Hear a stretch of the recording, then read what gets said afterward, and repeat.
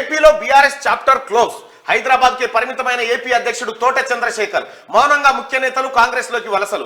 AP sitting ఎమ్మెల్యేలు touch లో ఉన్నట్లు అప్పట్లో చెప్పిన కేసీఆర్ ఇప్పుడు సీన్ రివర్సు, ప్యాకప్ పరిస్థితి. దుకాణం బంద్ అయింది, షటర్ గుంజిండు ఏపీలా. బీఆర్ఎస్ పార్టీ ఏపీలో పోటీ చేస్తుంది, మొత్తం భారతదేశం అంతా ఎలిగిపోతుంది, తరిగిపోతుంది అని చెప్పిండు కేసీఆర్ గతంలో. ఎలిగిపోలే, తరిగిపోలే, షటర్ కిందికి గుంజిండు. తోట చంద్రశేఖర్ కు పార్టీ అప్ప చెప్తే తోట ఎండిపోయింది. 65 వెళ్తే మనదే అన్నాడు. अगर 48 के 48 बीआरएस के एमपी बन के चले गए महाराष्ट्र में एक बार के लिए। यहाँ पे भी 17 सीटें हैं। अगर हम समझ के जाते हैं तो 65 सीट तो हमारे हाथ में बगैर हमारे सरकार बन ही नहीं सकता दिल्ली में। గదన్నట్టు మహారాష్ట్రలో 48 ఎంపీ సీట్లకు 48, మన కాడ 17 ఎంపీ సీట్లకు 17 గెలిస్తే చాలు, ఇక దేశాన్ని లేదు మనమే అనుకోవచ్చిండు. మరాఠా సర్పంచ్లకు కండువాలు కప్పినాక ఒకళ్ళ 2 రాష్ట్రాలలో గంపగుత్తగా గులాబీ పార్టీ గెలిచిన 65 మంది ఎంపీలే అవుతున్నారు. కానీ ప్రధానమంత్రి కావాలంటే 270 మంది ఎంపీలు కావాలి. మరి కడమ 207 ఎంపీల నీటికెళ్ళి పట్టుకొస్తారు. కొన్ని తతిమ పార్టీలు ఏమన్నా కారులకు సాబ్దారి ఇస్తున్నాయా అంటే ఎన్డీఏ గ్రూప్ లా లేకుంటే ఇండియా గ్రూప్ లా. అన్ని పార్టీలుండి కొన్ని రాష్ట్రాలను వెళ్తున్న జాతీయ పార్టీలకే గంత బలం లేక గ్రూపులు కట్టబట్టిరి. అప్పుడు గిట్లనే సారు కారు ఢిల్లీలో సర్కార్ అంటే 9 సీట్లకే ఆగబడితే ఎటు కాకుండా అయ్యారు. మరి ఇప్పుడు మొత్తానికి మొత్తం గెలుస్తారా? హైదరాబాద్ సీటు దోస్తు గిడిచి పెడుతున్నట్ట, పోటీ చేస్తున్నట్ట. ఏపీలో ఏం లేదు, ఈడనే ఏం లేదంటే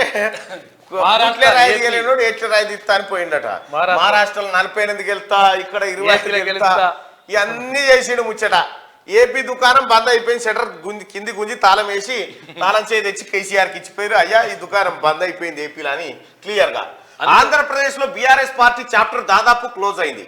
అక్కడ ఉన్న పార్టీ నేతలు ఇప్పుడు తమ దారి తాము చూసుకుంటున్నారు. ఇందులో పలువురు కాంగ్రెస్ కండువా కప్పుకొని ఏపీలో జరగబోయే అసెంబ్లీ ఎన్నికల్లో తమ అదృష్టాన్ని పరీక్షించుకోవడానికి రెడీ అవుతున్నారు.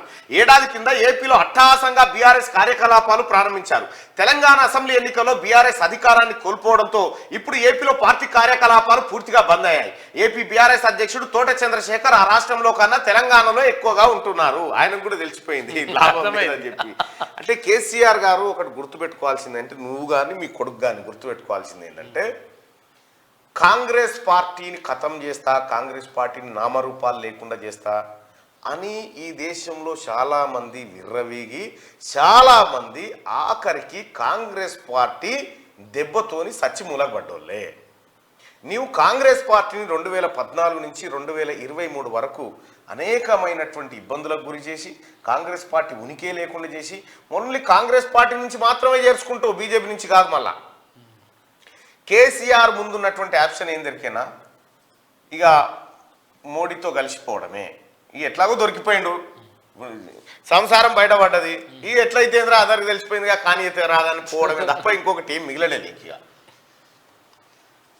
ఏపీలో ఈ బీఆర్ఎస్ దుకాణం అంతా కాంగ్రెస్ వైపు పోయే అవకాశం కనిపిస్తుంది.